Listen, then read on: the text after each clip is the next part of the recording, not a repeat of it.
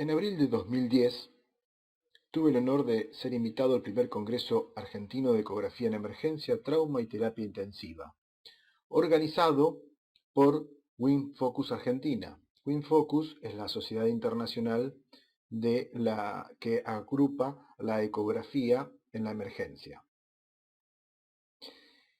Y en realidad fueron dos honores. El segundo honor fue conocer la ciudad del Negro Olmedo.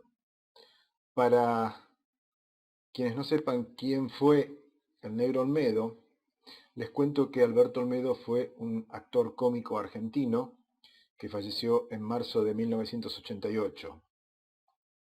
Realmente el hombre fue único en su género, creó un estilo, ha dejado una escuela y me resultó placentero realmente visitar su barrio y tomarme esta foto con él. En ese mismo mes de abril me encontré con este artículo en la revista Azul, al cual llegué un poco de casualidad. La revista Azul es la revista de la IUN, del Instituto Norteamericano de Ecografía. Y este artículo tan particular lo escribió Alfred Abu Hamad, un ecografista que viene de la obstetricia y su subespecialidad es la ecocardiografía fetal. Él integra un grupo de trabajo por el cual van viajando por todos los países pobres del mundo y entrenando gente, capacitando para el uso de la ecografía. Esto lo hace a partir de ISUOC, de la Sociedad Internacional de Ecografía en Obstetricia y Ginecología.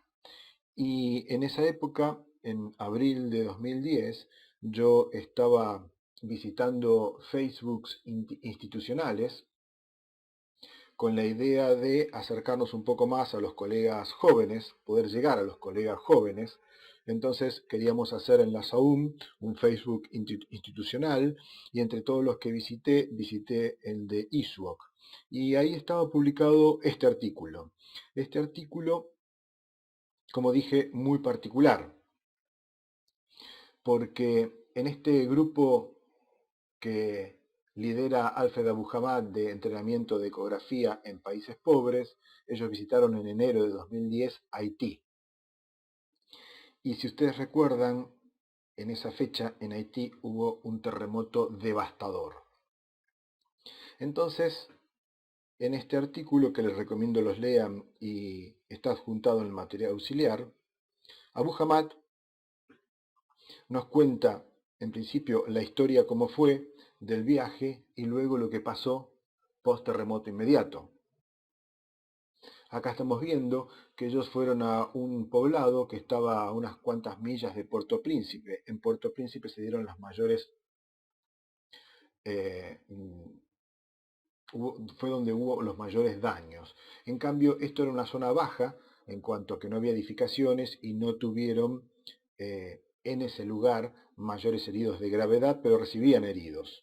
Aquí estamos viendo una imagen de las afueras del poblado y también una imagen de el material que habían llevado, un equipo, la camilla, etc. Si bien la idea era capacitar, entrenar, formar en ecografía, citaron embarazadas y también de paso les hacían las ecografías a las embarazadas. Y aquí estamos ilustrando también con un equipo y una puérpera reciente. Pero ¿qué pasó? Ocurrió el terremoto y entonces en una parte del artículo dice algo así como que nosotros trajimos el ecógrafo desde el lugar donde estábamos haciendo el entrenamiento y le dimos un uso más útil en ese momento, que era buscar líquido libre en los abdómenes e identificar flujos en las extremidades lesionadas. Fíjense, ahí arriba a la izquierda lo tenemos a Alfred Abu Hamad, que está evaluando un miembro inferior de un chiquito, cosa que no es su métier. Y fíjense que está utilizando un convex, que no es lo ideal, pero es lo que hay. Entonces, ante una emergencia, nosotros nos tenemos que adaptar a las posibilidades, a las herramientas que tenemos. y utilizarlo, y siempre va a ser útil, y siempre debemos tener en cuenta que tenemos que estar preparados. Como hacen los pilotos que están preparados para una emergencia, bueno, nosotros tenemos que estar preparados para todos. Fíjense que han hecho un hospital de campaña, y lo más impresionante es dónde lo han hecho el hospital de campaña. Si prestan atención a la imagen inferior derecha, vean que en el fondo de la imagen hay un altar. Era una iglesia, y ahí armaron su hospital de campaña. Ahora sí vamos a meternos de lleno en la ecografía, en el traumatismo de la embarazada, el FAS obstétrico.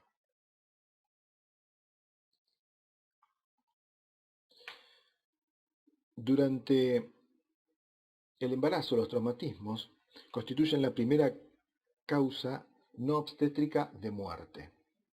El 7% de las embarazadas sufre un traumatismo. ¿Y cuáles son las causas de estos traumatismos? La primera, por lejos, son los siniestros viales, seguida por las caídas, violencia doméstica y otros. En otros podemos incluir armas, tóxicos, etc.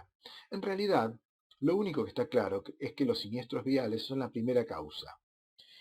Y quizá la segunda sean las caídas. No se sabe en qué lugar posicionar a la violencia doméstica porque hay un subregistro.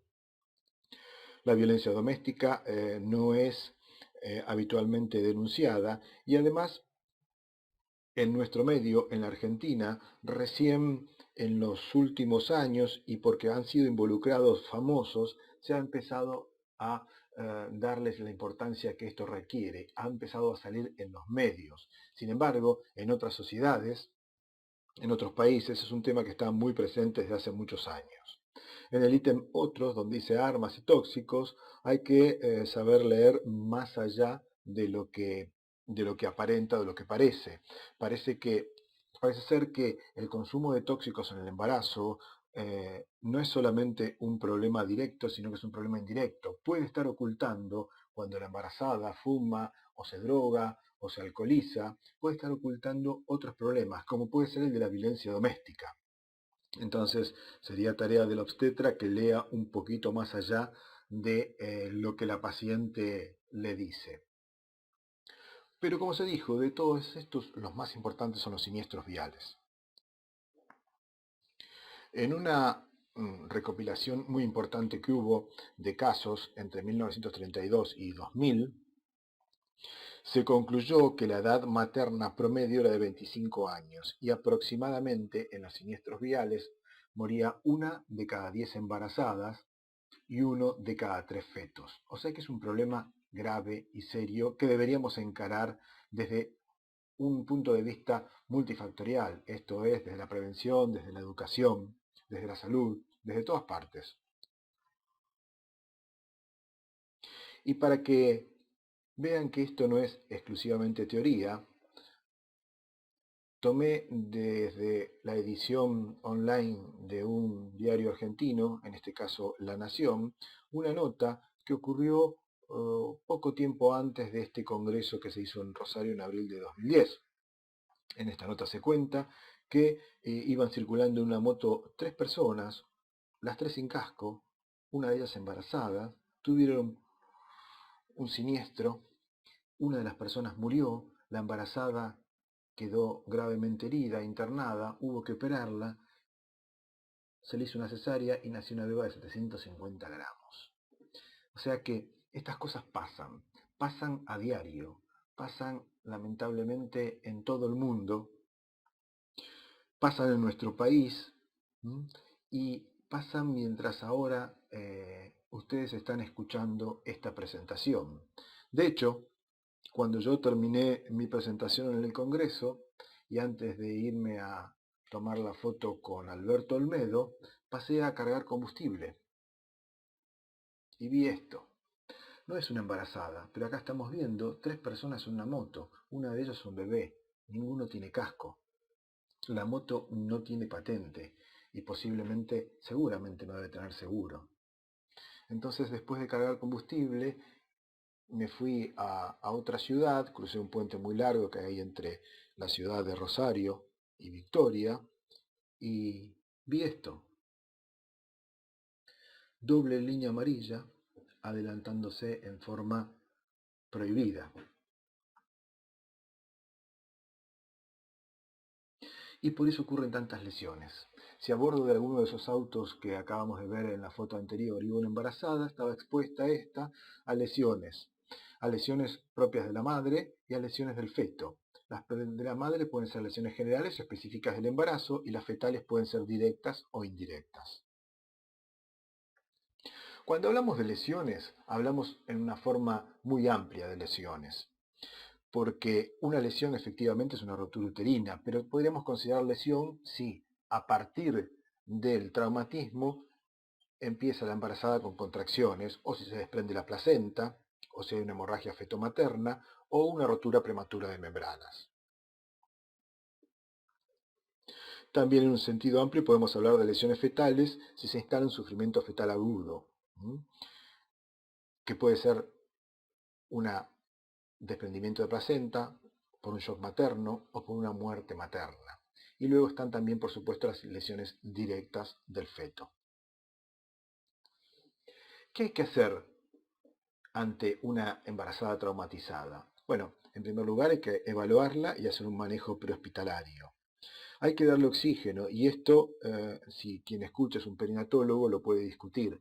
Obviamente, el aumento de oxígeno, el exceso de oxígeno, se sabe que puede producir una vasoconstricción vellositaria. Sin embargo, hay que tener en cuenta que estas pacientes traumatizadas han perdido volumen y han perdido mucha sangre, y entonces la capacidad de transporte queda restringida, con lo cual si uno le administra oxígeno no está haciendo una hiperoxigenación, sino que lo único que trata de hacer es compensar una pérdida. Pero bueno, no es motivo de este encuentro discutir ese tema puntual. También hay que expandir a la paciente, porque la embarazada habitualmente tiene una hipervolemia fisiológica que sirve para tolerar la pérdida de líquido que hay en el proceso del parto. Entonces tiene una gran capacidad de tolerancia la embarazada, pero de un momento a otro se puede perder esta capacidad, por lo tanto hay que expandirla. Y hay que ponerla en decúbito lateral izquierdo, o al menos si no se puede movilizar por una cuestión de seguridad para no dañar la médula, hay que desplazar manualmente el útero hacia la izquierda. Y hay que tener muy en cuenta que el mejor tratamiento inicial del feto es una óptima reanimación de la madre. O sea que el feto, para tratarlo, hay que dejarlo de lado en un principio. Y luego hacer los pasos que tenga estipulados cada servicio, cada hospital, cada unidad de emergencias en cuanto a la reanimación, como cualquier otro paciente. Aquí hay un ejemplo de cómo tratar a una paciente politraumatizada, pero fíjense que hay que hacerle una valoración general de cualquier paciente más algo específico propio de una embarazada. Sin embargo, tampoco nos vamos a detener en esto porque cada servicio puede tener su propia norma. Como se dijo, la evaluación obstétrica es secundaria, o sea, si puede se hace, por supuesto, pero en realidad lo primero que tenemos que hacer es encargarnos del continente, esto es de la madre. Si es posible, le hacemos una anamnesis, le preguntamos la fecha de última menstruación, porque en obstetricia no se puede tomar ninguna conducta si no sabemos de cuánto está embarazada, de cuánto tiempo es ese embarazo. Si nos responde también, por supuesto, preguntarle la gestiparidad y algún antecedente relevante como si es diabética, hipertensa u otra patología. Se le puede hacer semiología obstétrica y si se debe hacer si tenemos tiempo. Ver cuál es la altura uterina, cómo es el tono del tono del útero, si tiene presente, si podemos constatar la presencia de movimientos antirofetales, si está perdiendo sangre por genitales. Y se puede hacer un estudio específico como la prueba de Clay-Howell para ver si hay una hemorragia fetal. Esto nos da una idea de la altura uterina en cuanto a un embarazo normal, aproximadamente las 22 semanas estaría a la altura del ombligo. Al término llegaría la altura uterina prácticamente a las costillas, pero en el primer trimestre no sale de la pelvis. podemos abrir un paréntesis y mencionar el efecto deleterio que puede tener una radiografía en una embarazada. Hasta las 5 semanas con 6 días se dice que se aplica la ley del todo o nada. Esto es, le hacemos una placa, una radiografía a una embarazada en este tiempo y las posibilidades son que no pase nada o que se aborte, pero difícilmente que haya una secuela, o sea, un daño. Entre las 6 y las 18 semanas es cuando más riesgo hay de hacer un daño al producto y de las 19 semanas adelante el riesgo es moderado. En la evaluación tóraco-abdominal que hay que hacerle a la embarazada, se le puede hacer las maniobras de Leopold, o sea, semiología obstétrica, se puede hacer si está indicada una tomografía computada, aunque es quizá uno de los últimos estudios que uno tiene en cuenta para hacerle una embarazada, y por supuesto que se le debe hacer un FAS obstétrico. Como se dijo, la evaluación tóraco-abdominal se hace con el FAST. Y la evaluación obstétrica incluye la vitalidad embriofetal y la cantidad de líquido amniótico. Esto es imperativo. Cualquiera que agarre un transductor para evaluar a una embarazada traumatizada debe estar capacitado para evaluar la vitalidad embriofetal y la cantidad de líquido amniótico. Insisto, esto es imperativo. Ahora bien, si también puede evaluar la edad gestacional, mejor, aunque ya no es imperativo. Si hay tiempo y es posible, se evaluará la placenta y se evaluará el bienestar fetal. Cuando hablamos de vitalidad embrionaria, como ya se dijo en la unidad anterior, no hay que ser Doppler en los embriones vivos. Se evalúa con modo B y si está vivo se documenta con modo M. En el caso de que esté muerto, se documenta con modo M, Doppler color y pulsado. Esta es una imagen que ya se vio en la unidad anterior, donde se documentó una frecuencia cardíaca con modo M. Y la vitalidad fetal se evalúa con modo B, y aquí sí se puede usar el Doppler pulsado, como se está viendo en esta imagen. Cantidad de líquido amniótico. Esto sí que es imperativo, pero vamos a simplificarlo al máximo. Simplemente lo que tiene que saber hacer el operador que evalúa a una embarazada traumatizada cuando agarra el transductor es evaluar si la cantidad de líquido amniótico impresiona normal o está disminuida, y para ello debe medir el mayor bolsillo vertical.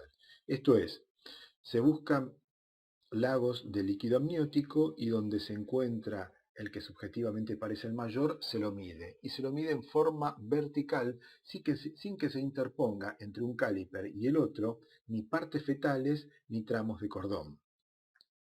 Y lo importante es que sea vertical. Vertical la medida y vertical el posicionamiento del transductor con respecto al horizontal que es el piso.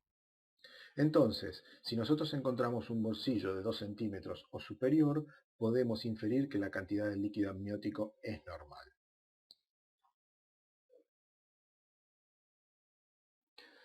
Lo que se recomienda, mas no es imperativo, es la evaluación de la edad gestacional, porque como se dijo, en obstetricia prácticamente no se puede tomar ninguna conducta si no se sabe de cuánto tiempo está embarazada.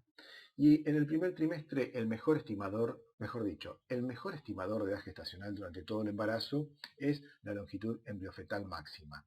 En el primer trimestre es la única forma en la cual nosotros vamos a estimar una edad gestacional. Pero en el primer trimestre no es mayormente relevante en cuanto a los traumatismos, porque suelen estar poco afectados los embriones o los fetos en el primer trimestre, dado que todavía no ha salido el útero de la pelvis y la pelvis es un lugar bastante protegido. Acá tenemos un ejemplo de cómo se hace una medición de la longitud embrionaria máxima. En el segundo y tercer trimestre, la biometría se realiza ya sea con circunferencia cefálica o con longitud femoral. Aquí tenemos una muestra de cómo se evalúa una circunferencia cefálica y cómo se mide una longitud femoral. Entonces, se podría decir que durante el primer trimestre la edad gestacional se calcula en base a la longitud embriofetal máxima y luego se calcula entre las semanas 14 y 23 midiendo la circunferencia cefálica, pero a partir de la semana 24 con la longitud femoral. Así es como se debe estimar la biometría. ¿Y por qué está resaltado en otro color la longitud femoral? Porque en realidad es la que nos interesa de cara a la embarazada traumatizada, porque hasta la semana 23 el producto no es viable y en realidad a nosotros nos interesa evaluar al producto viable y para ello se hace con la longitud femoral a partir de la semana 24. Oh, una mención a los hematomas. El aspecto ecográfico del hematoma es variable, como ya se ha visto en otra unidad. Cuando nosotros vemos sangre, la sangre va a cambiar sus características ecográficas. Entonces, en agudo puede ser iso o hiperecogénico un hematoma y iso e hiperecogénico está relacionado con el parénquima que lo rodea. Entonces, ¿qué quiere decir eso? Que en el momento agudo puede ser de la misma ecogenicidad o de similar ecogenicidad o mayor ecogenicidad que el parénquima que lo rodea. Por lo tanto, si es de igual ecogenicidad o similar ecogenicidad al parénquima que lo rodea, lo más probable es que no lo veamos. Al cabo de unos días se hacen hipoecoicos, o sea, pierden ecogenicidad, y unos días después se hacen anecoicos. No es imprescindible que el operador esté capacitado para evaluar la placenta.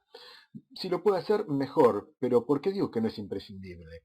Porque el desprendimiento placentario tiene una sensibilidad ecográfica inferior al 50%, con lo cual, teniendo en cuenta este punto y lo que se dijo antes, es fácil deducir que aporta muy poco la evaluación ecográfica de la placenta en agudo. Lo que importa es la clínica, que aunque no se presenta en todos los casos, cuando se presenta es bastante característica porque tiene dolor, hemorragia genital, bradicardia fetal y aumento del tono uterino. Estos dos últimos puntos debería haberlos presentado en color amarillo para que se destaquen.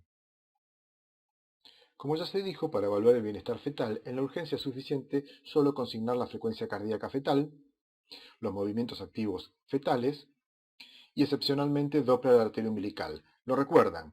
Hay que ver si tiene presencia de flujo anterogrado de fin de diástole y para ello es necesario saber hacerlo, tener un equipo que tenga la capacidad Doppler y tener el tiempo suficiente. Para ver esto, lo que está marcado en la D abajo en la forma de onda de velocidad de flujo. Mientras esté presente quiere decir que no hay un peligro inminente de muerte fetal. El FAS aplicado al embarazo tiene una sensibilidad de entre el 63 y el 100%, pero una especificidad del 100%. En el primer trimestre del embarazo es tan sensible como fuera del embarazo. A veces el llenado vesical puede facilitar la evaluación en el fondo de saco de Douglas. El hallazgo aislado de líquido libre en el Douglas no tiene asociación significativa con traumatismo abdominal. Bueno, el FAS es un estudio focalizado de ecografía en el trauma. Las indicaciones son las que pueden ver y las que ya se analizaron en unidades previas de este curso, pero nos vamos a focalizar en la embarazada traumatizada. ¿Dónde se debe mirar? Bueno, se deben mirar básicamente 4 ventanas. Una es el epigastrio, la otra el hipocondrio derecho, la tercera el hipocondrio izquierdo y por último la pelvis. Entonces, en el epigastrio hay que hacer un corte axial basculando hacia cefálico para ver las 4 cámaras, y observar si hay un derrame pericárdico o no.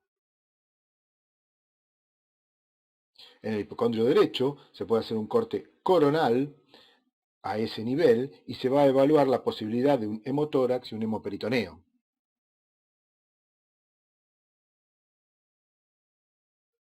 Aquí tenemos la imagen del esquema anterior. Fíjense que en el hipocondrio izquierdo también hacemos un corte en coronal y vemos la posibilidad de evaluar un hemotórax o un hemoperitoneo. Hasta ahora, en los diagramas que habían visto a la izquierda, no ha habido inconvenientes con el embarazo. Esto es, incluso aunque sea un embarazo de término, para evaluar epigastrio y ambos hipocondrios, como se ve en el diagrama, en el esquema de abajo a la izquierda, el útero aumentado de tamaño, el útero gestante incluso de término, no hace problemas, no dificulta la exploración. Esta es la imagen ecográfica del diagrama que se mostraba en la diapositiva anterior. Y en el primer trimestre, el FAST también se puede hacer sin inconvenientes. Aquí estamos viendo un embarazo en el primer trimestre con vejiga llena, un corte longitudinal y se busca líquido libre.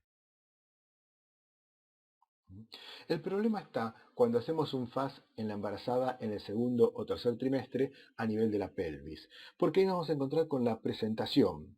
Aquí nos puede ayudar en algo la vejiga si está llena, pero si está espontáneamente llena, no la podemos hacer tomar líquido como en una ecografía programada.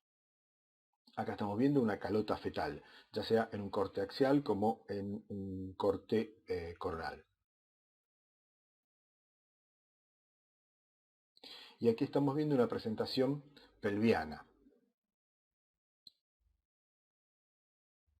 Entonces, ya sea encefálica o en podálica, para poder evaluar la pelvis vamos a tener que utilizar la profundidad.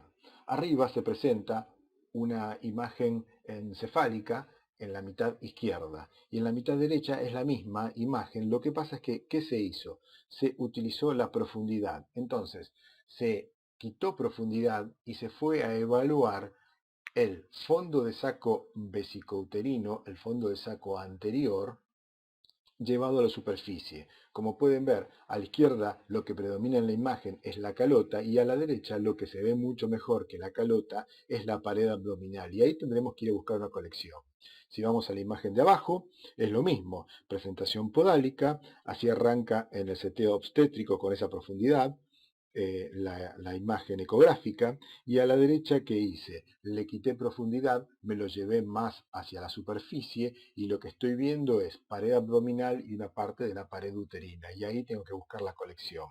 Esa es una gran limitación que tiene el FAS obstétrico, o sea, en la evaluación de la pelvis en el segundo y tercer trimestre nos va a resultar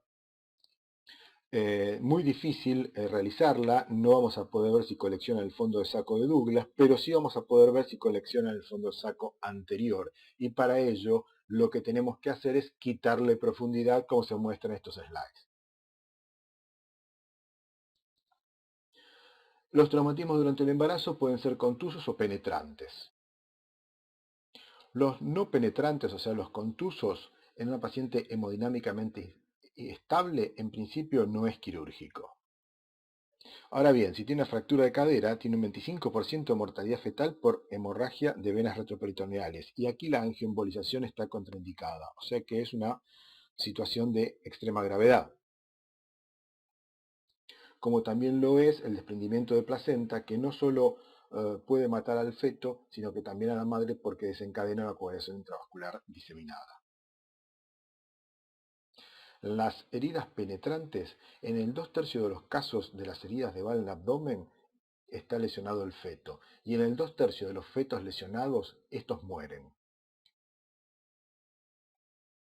Aquí tenemos una imagen de una herida de bala en un feto, en el cráneo. Ahí tenemos el orificio de entrada.